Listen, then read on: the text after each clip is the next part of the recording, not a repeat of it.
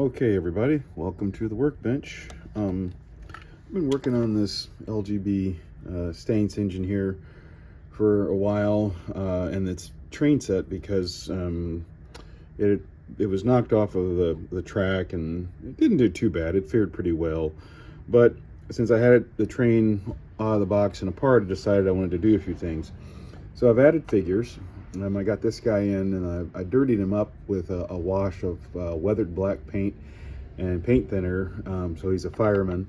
And I got to thinking on these European engines, you know, a lot of times we put the engineer on, if the engine's going down the track this way, the engineer is on the right hand side. But with these European engines, the throttle is really on the left. So what I did is I got an engineer in there. He's on the left hand side, and then fireman on the right hand side. And so I've been going over this engine and looking at things, and I've got up here to the smoke box, and there's no number plate. You can buy number plates from, I think it's Ozark Miniatures. You can buy them, and they come in numbers like 2 and 3. That's pretty standard. And even this little engine here, it's got number 2 on it. And I have bought, as you can see, I was going through my Ozark parts, and I had a bunch of parts, but I didn't have what I needed. So I've decided I'm going to make a number plate, and basically the plate will sit right there, and this is going to be part 1 of what I'm going to do. So I've decided I'm just going to use this penny. It's about the right size for a number plate, and then I have lots of random pieces of material. So I'd gotten some copper a while back for a project, and what I'm going to do is I'm going to take these 2 pieces. Now they're not evenly cut, which is fine, because that's going to happen later on when I actually get everything glued together. What I want to do though is I want to take these 2 pieces, and we'll use this is a metal polishing pad or a piece of one. You can use something like this. I just want to polish up these surfaces so that they get kind of scratched up, because they'll stick together better. And I'm not going to go real hardcore on sticking these things together. I mean, I thought about I could solder this stuff together, which I could, but this is, I mean, this is super thin. Look at this stuff. I mean, it's super thin. So and I ended up with the 2 pieces because there was a previous project that I had, and I had soldered some together, but when I cut this, I ended up missing the soldered portion, so that's fine. Now, we have many options once again. And I say once again, if you've seen some other videos, I talked a lot about glues in previous videos. Since I'm gluing together metal, I would go with either something like this Pico Fix, or this one. This would work really well too, okay? So I've decided I'm going to try this Loctite super glue, which like I've said in the past, this is good stuff. I'm just about out of this. So anyway, here we go. Let's see if I can get, and you don't really need a whole bunch, you know, it doesn't require that much. Okay, and even this is probably more than I need. And what I'm going to do is I want to go ahead and so the surfaces that I've sanded on, right, we'll just put those together and get them lined up. Well, I would say that's a pretty good alignment. What I'm going to do now, I was going to use a clamp, but I think I'll take this guy here, and I'm just going to put, no, I don't want to do that, because that might actually warp the metal. So I'm going to set that down there, put the penny on top for just a minute, and let me find a clamp.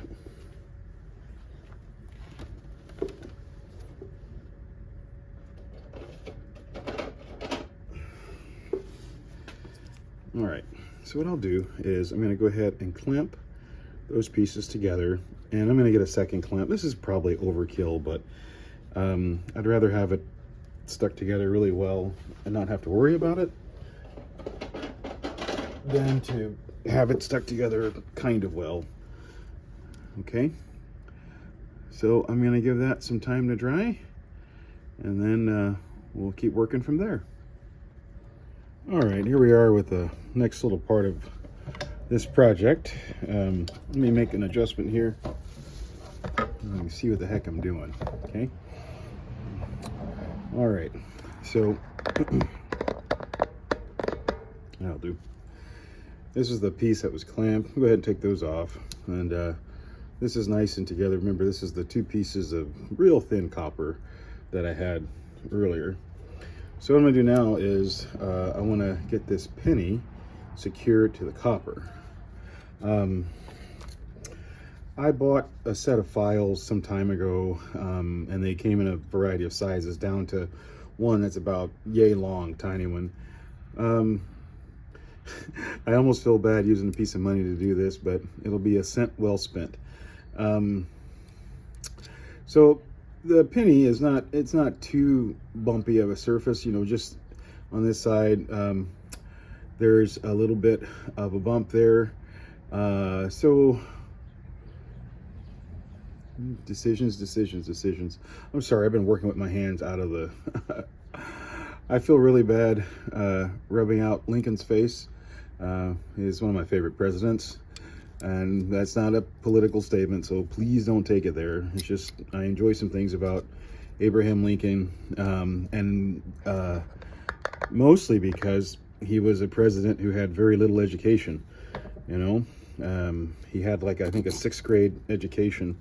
And so to get to a state of presidency with having that little of education, I think is interesting. And then, he did a lot of honorable things. So anyway, once again, this is not a time to, I'm not trying to get political. I'm just making a statement.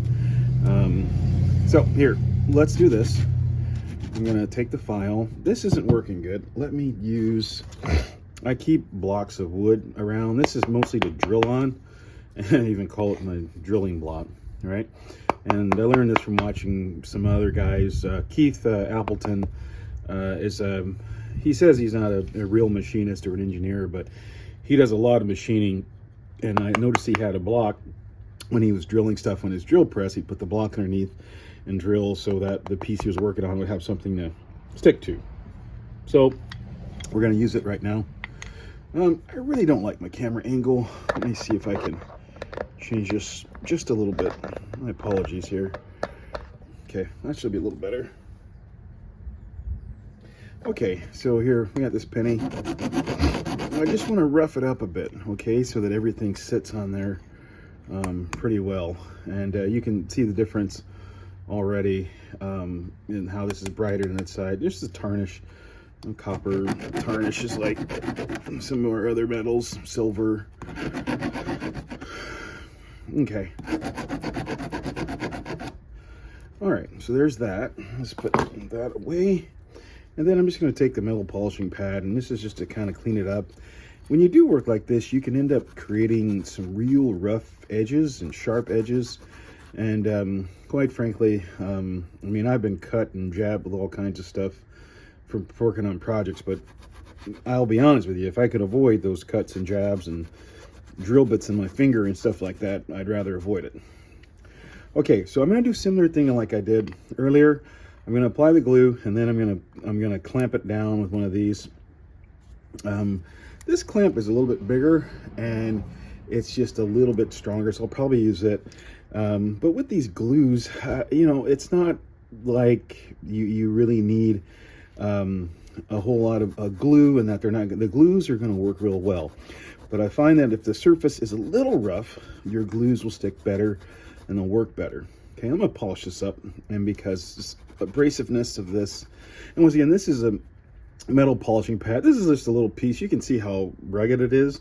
I've used it a lot, and this is just abrasive enough to get your surfaces clean, but it won't destroy the metal, and you're not actually doing any real sort of sanding or grinding. It's just kind of cleaning off the surface. I guess, yeah, if you rub it on there long enough and hard enough, you probably will start to grind down the metal, but it would take an awful lot of effort with something like this. And that's not the point. I just want it to clean up. Getting this penny looking so nice, I'm going to hate to do anything with it. But anyway, okay, so for this, I'm going to try some of this Pico fix, just because I've got more of it now. The Loctite that I used earlier, I'm just about out of it. You can go through this stuff pretty quickly, and but it's a good glue. But so is this Pico fix. Okay, so I'm going to put a pretty fair amount of this just kind of around there. And what's going to happen? The outer edge of the penny is probably still a little bit higher than what's printed on there. So let's take the piece of copper, and I want to polish it up or scrape it up. Now see, with this you can see that it's really finely scratching the surface on there. Okay, and I'm going to scratch it up a little more. And once again, I say metal polishing pad. Home Depot sells these things. You can probably get them online too, and they come in a big pad. The company's 3M metal polishing pad, and you'll get a lot of use out of them. Just realize they are a little bit abrasive, but not abrasive enough to do any real kind of damage, unless you work really hard at it. Okay, now I'm going to go ahead and put a bit of glue here too on the copper. It's not going to hurt anything.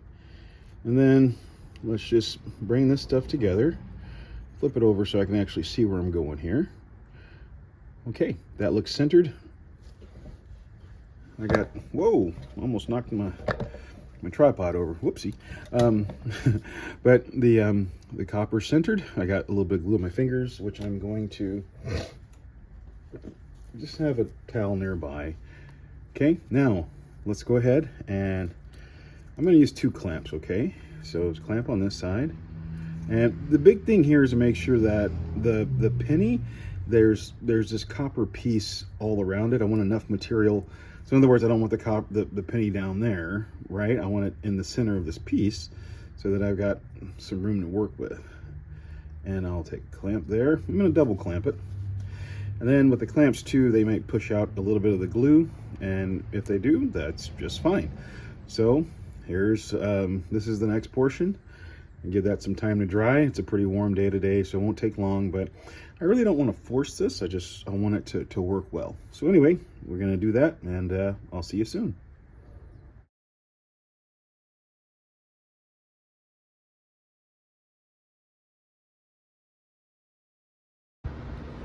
All right, back again. I bought a bunch of files a while back. This one is flat on one side and rounded on the other. So I'm going to take, kind of go on the rounded side. Let me see if I can get this to where you can see what I'm doing here a little bit better. But I'm just going to kind of round off the edges. I want to get this as round as possible. And it's got some parts that are a little squared, and I really don't want that. I'm also trying to be careful because I've got some sharp edges here.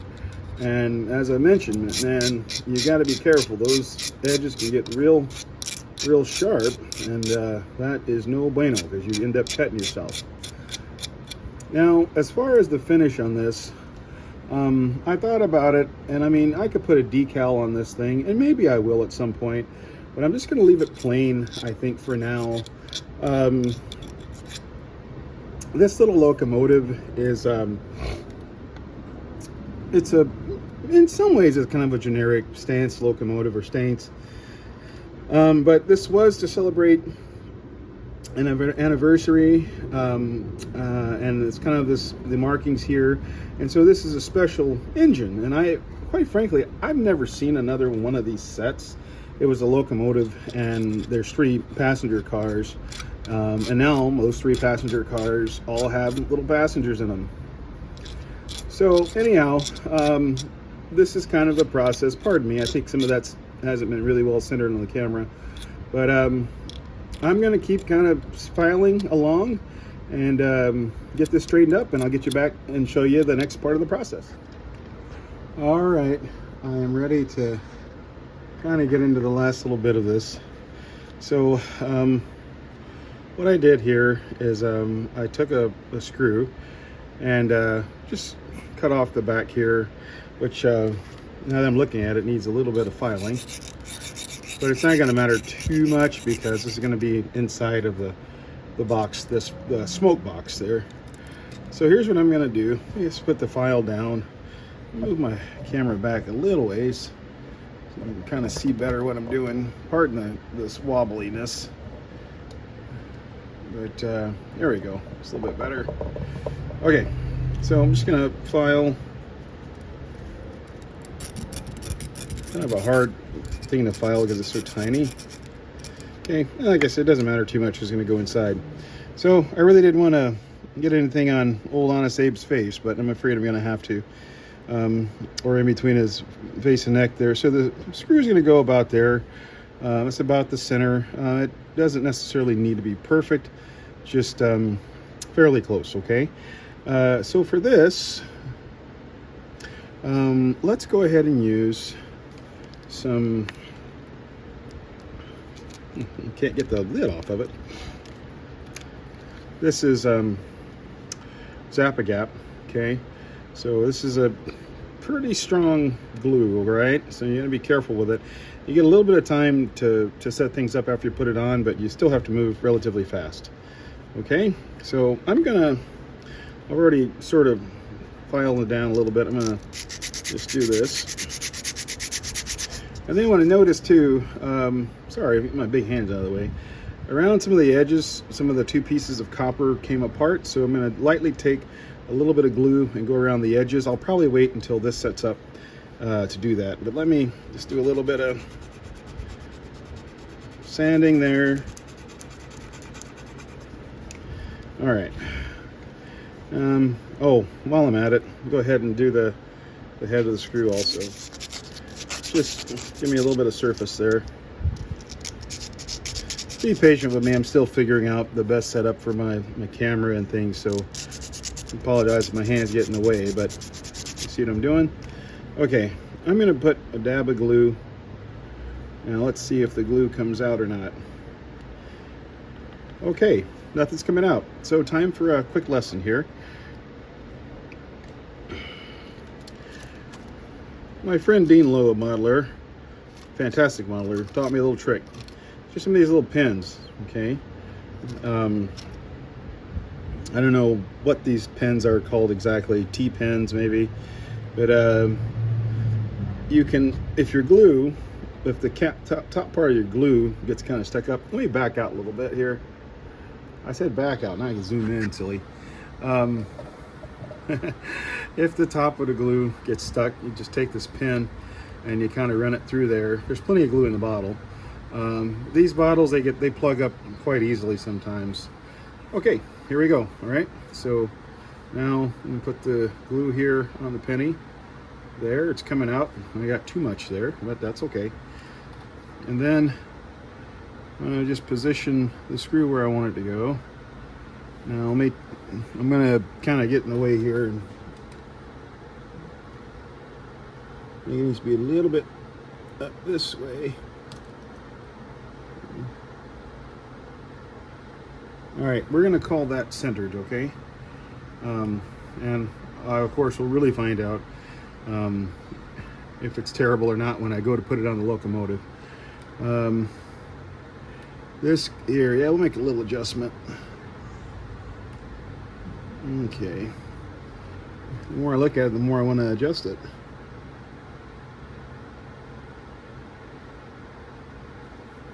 Okay, I'm going to leave well enough alone. I'm going to leave that. Now I'm just going to put a little bit of pressure. So typically with your super glues, about 30 seconds is good enough for it to get its basic bond. The real bond comes after you let it sit for 24 hours. And so we're just going to push this down. I wasn't counting, so I'm just going to do it for another 10 seconds. I'll count to myself.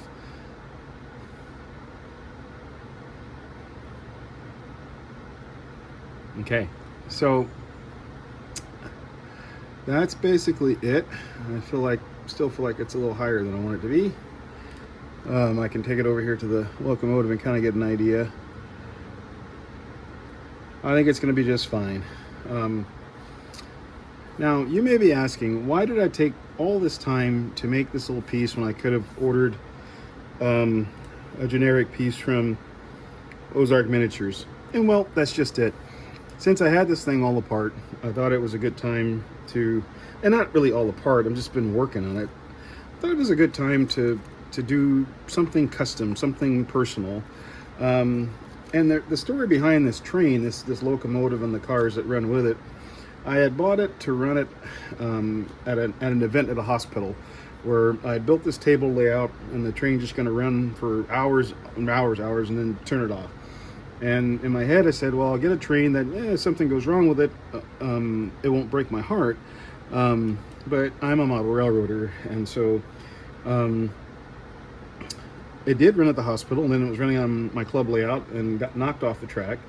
And well, I had it down and decided I wanted to do some things to it to make it a little more personal. So it's just like the fireman figure that I put in here, and I weathered him a little bit. He makes the engine, personalize it, customize it a little bit, and then putting this number plate on the front, that's going to be another custom piece. So anyway, I will probably take pictures of it when it's done so you can see what it looks like when it's all put together. But that's basically the end of this project.